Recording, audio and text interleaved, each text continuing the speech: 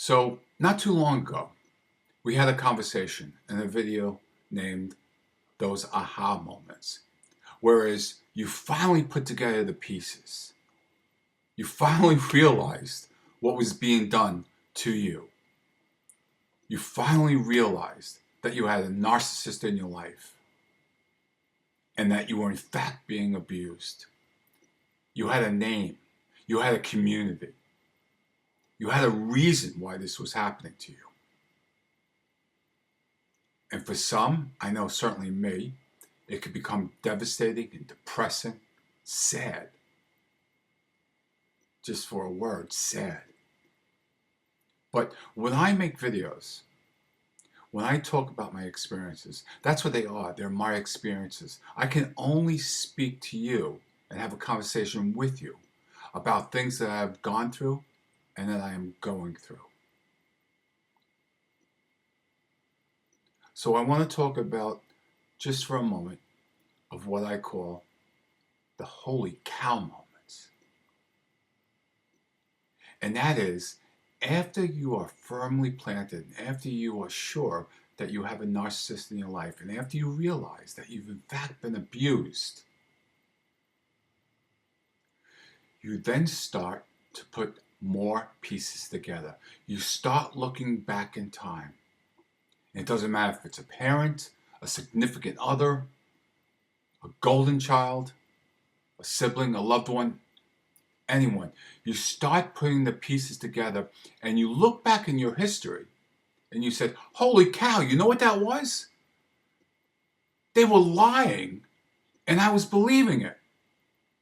Or, holy cow, all of a sudden I had this friend and that friend pull away from me, stop talking to me, look at me with slight and amazement. Where's that coming from? So those holy cow moments is where you're starting to go back and realize where all those other moments came from, all those other things that were happening to you that you didn't understand why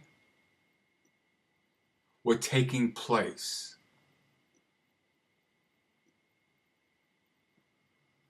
But here, and again, I make videos through what I am feeling because I want you to know, I really want you to know, there's a light on the end of this tunnel, man.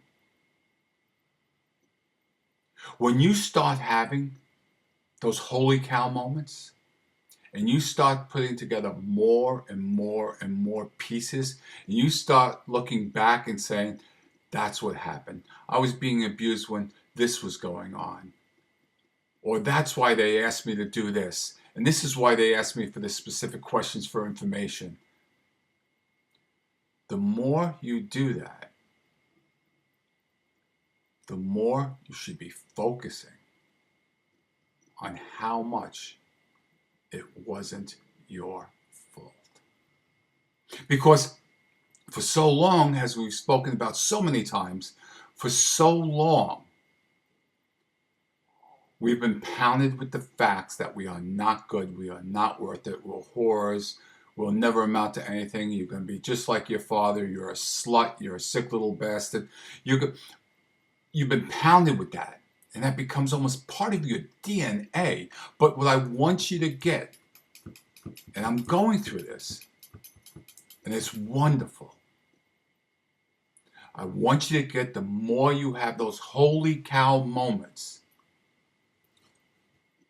the healthier you should start feeling. The more you should literally be taking a look at yourself and telling yourself, and I know this is difficult, but you need to be telling yourself, I'm okay. That wasn't me. I'm not crazy. I was never a sick little bastard. I was never a little whore. It was them that was doing that to me. The more you put together those holy cow moments, you can add them to your tape collection and have those constantly pounding in your mind, which is going to keep you in a depressive state, which is going to keep your self-esteem low, or the more you can choose to leverage it. The more you can choose to use their sickness, their meanness, their horrific cruelness